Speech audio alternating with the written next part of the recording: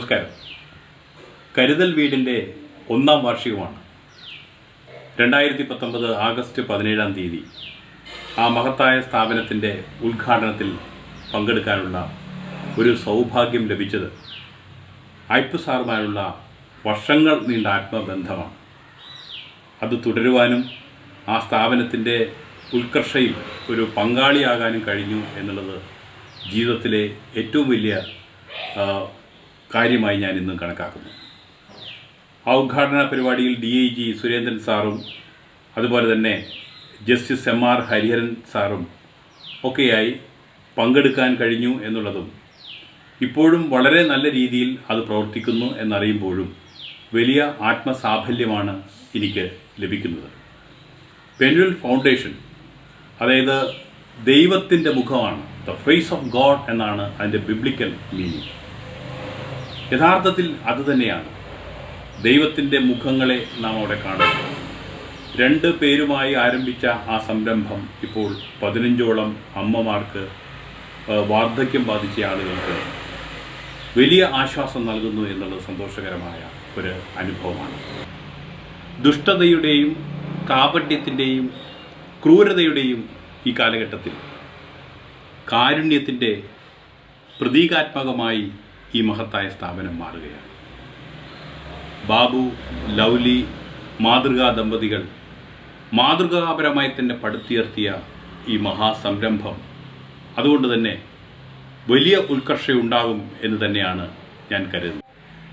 സഹോദരനയ്യപ്പൻ്റെ പ്രസിദ്ധമായ ഒരു സൂക്തമുണ്ട്: വലുതിനിര ചെറുതെന്നത് മൃഗജീവിത നിയമം, ചെറുതിൻ തുണ വലുതെന്നത് നരധർമ്മം. പക്ഷേ ഈ നരധർമ്മം പലപ്പോഴും പ്രായോഗിക തലത്തിൽ നടപ്പാകുന്നില്ല, അത് വിസ്മരിക്കപ്പെടുകയാണ് ചെയ്തത്. ഈ ധർമ്മത്തെ സാർത്ഥകമാക്കുകയാണ് ഇതിൻ്റെ പ്രവർത്തകർ ചെയ്തിരിക്കുന്നത് എന്നുള്ളതാണ് ഒരു വർഷത്തെ അതിൻ്റെ പ്രവർത്തനം വിലയിരുത്തിയാൽ നമുക്ക് മനസ്സിലാക്കാൻ കഴിയും.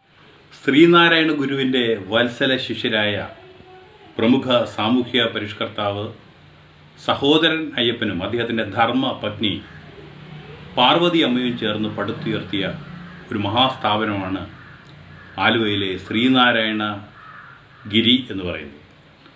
അതിൻ്റെ പ്രവർത്തനവുമായ ആദ്യകാലങ്ങളിൽ എനിക്ക് ബന്ധപ്പെടാൻ അവസരം കിട്ടിയിട്ടുണ്ട്.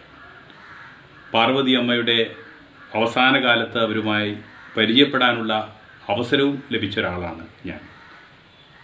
ആ 2 പേർ ചേർന്ന്, മാതൃകാ ദമ്പതികൾ ചേർന്ന് പടുത്തുയർത്തിയ ഒരു മഹാസംരംഭം പോലെ ആണ് ബാബു ലൗലി ദമ്പതികൾ ചേർന്ന് ഈ പെനുവൽ ഫൗണ്ടേഷനും ഉയർത്തിയിരിക്കുന്നത്. വളരെ ശക്തമായ സ്നേഹനിർഭരമായ ആധാരശിലയിലാണ് ഈ 2 സ്ഥാപനങ്ങളും ഉയർന്നു വരുന്നത് എന്നത് സന്തോഷകരമായ ഒരു കാര്യമാണ്.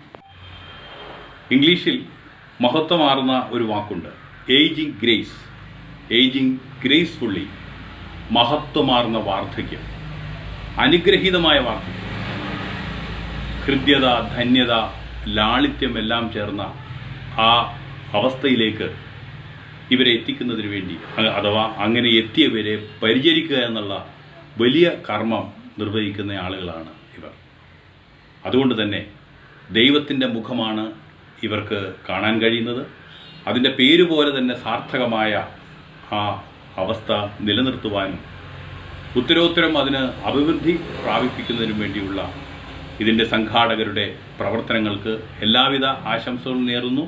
അതോടൊപ്പം തന്നെ ഈ പ്രവർത്തനങ്ങൾക്ക് പൂർണ്ണ പിന്തുണയും സഹായവും വാഗ്ദാനം ചെയ്യുന്നു. നന്ദി, നമസ്കാരം.